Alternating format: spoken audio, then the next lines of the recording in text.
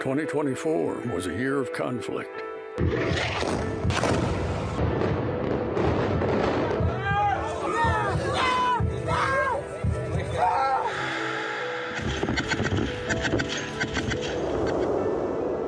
2024 was a year of hardship.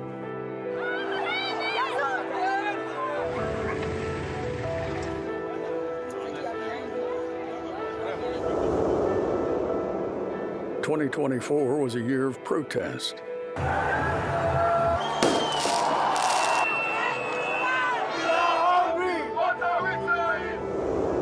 2024 was a year of extremes.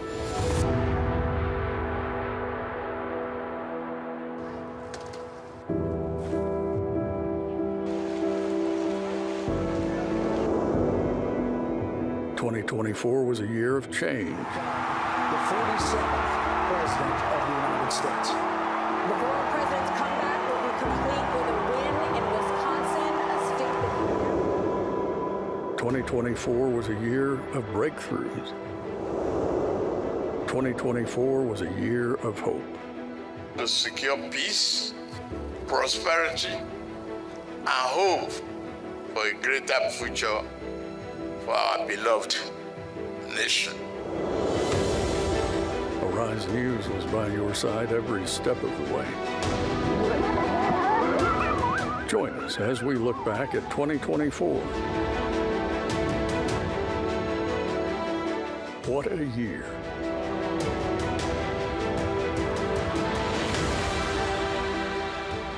"2024 was a record-breaking year for elections globally. Over 2 billion voters in over 50 countries, making almost a quarter of the global population, were scheduled to take to the polls. Here in Africa was no different. 13 out of the 17 nations scheduled to take to the polls were able to hold their elections. Now, there were several trends that emerged when we talk African elections, from ruling parties that have dominated for decades returning to the mantle, and of course, the wave of rising opposition parties. However, generally, there was a sentiment that change is imminent on the African continent and that democracy is beginning to mature. Let's not forget the celebration of a first female president for an African country as well. These are the stories that dominated African elections in 2024 as Africans decided. We begin in southern Africa, as the small archipelago of Comoros was the first to ring in a year of elections where the incumbent president, Azali Assoumani, retained his seat to assume a fourth term and continue a reign that kicked off with a coup in 1999. His victory triggered uproar from the opposition, leading to a period of civil unrest. Staying in the region, Mozambique's Liberation Party, Frelimo, continued a tenure that has overseen the nation since independence in 1975. However, history was made as this election marked the emergence of Daniel Chapo, Mozambique's first president who was born post-independence. The ruling party's retention of power was not without controversy, as the opposition, led by Venancio Mondlane, immediately rejected the results, which led to days of protests that turned violent in some instances. Mediating a lasting stability between the ruling party and the opposition remains a top priority for the Southern African Development Community, SADC. In Rwanda, it was business as usual as Paul Kagame saw a landslide validation for a continuation of his 30 years of leadership over the fast-developing East African nation, with a poll victory recording him as receiving almost 100% of the vote. In Namibia, another traditional incumbent stayed put as ruling party SWAPO, which has been at the helm since independence, maintained power. However, history was made as the Southern African nation marked the emergence of its first female president, Nandi Ndaitwah.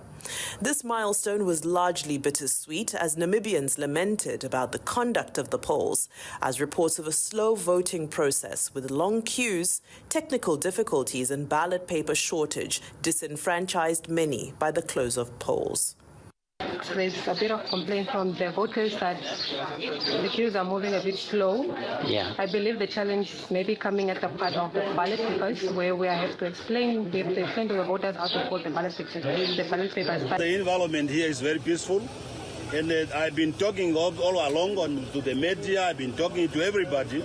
I've been urging the community that there's no reason for Namibia to get into commotion of any nature. If we were able to cover the period of campaign without an incident, why should we have incident today, the last day of voting? This must be a happy day when Namibians are expected to exercise their democratic right as enshrined in our constitution.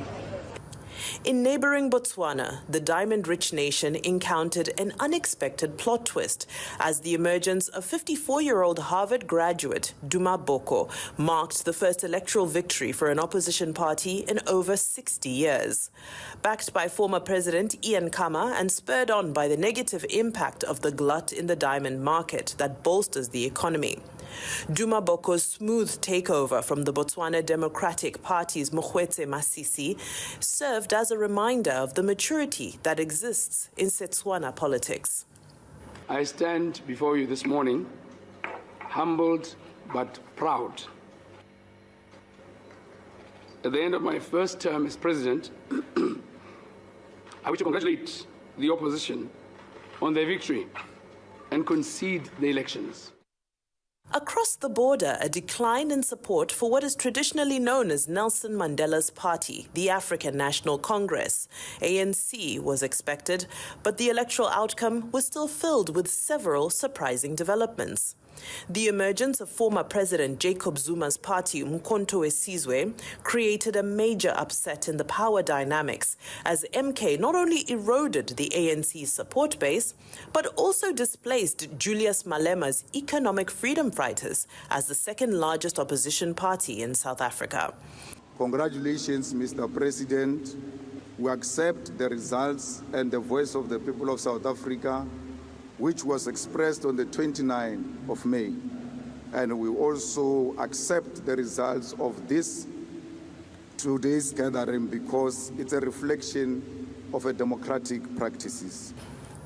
As ANC was unable to secure an outright majority, the ruling party was forced to form a rocky marriage of convenience in the form of the Government of National Unity with the Democratic Alliance and other smaller political parties.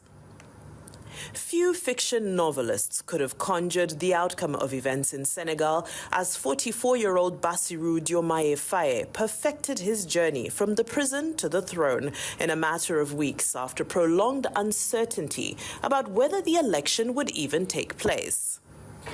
When Senegal's President Macky Sall announced the indefinite postponement of the highly anticipated 2024 elections, he also declared that he would not be pursuing an unconstitutional third term in office. This was not enough to keep the peace. With several opposition leaders in police detention, this move was the straw that broke the camel's back. The protests were met with a widespread internet shutdown and media censorship. 2 weeks later, President Macky Sall bowed to pressure and released hundreds of jailed opposition protesters, followed by a call for an inclusive national dialogue in a broadcast where he insisted that he would leave office on the constitutional expiration of his tenure on April 2nd. This ushered Faye to victory with the firm backing of firebrand opposition leader Ousmane Sonko. The year ended with what many described as a Trump-like comeback by former President John Dramani Mahama to the helm of affairs, defeating outgoing Vice President Mahamudu Bawumia. Ladies and gentlemen, we have conceded defeat like any consummate Democrat would do. But we have not abandoned the fight to transform Ghana and expand opportunities to all sections of our society. Mahama served one term almost a decade ago, but the state of the Ghanaian economy drove many to seek solace in the familiar former leader. Ghana is the second largest cocoa producer in the world, but the country defaulted on most of its $30 billion external debt in 2022 after the effects of years of borrowing were made worse by the global impact of the COVID-19 pandemic. With the major sore points for Ghanaians being Dumso, or stable power supply, illegal mining, known as Galamsey, and a general increase in the cost of living, Mahama mobilized the masses in his favor with his promise to cultivate a 24-hour business environment to bolster job creation and to improve the economy.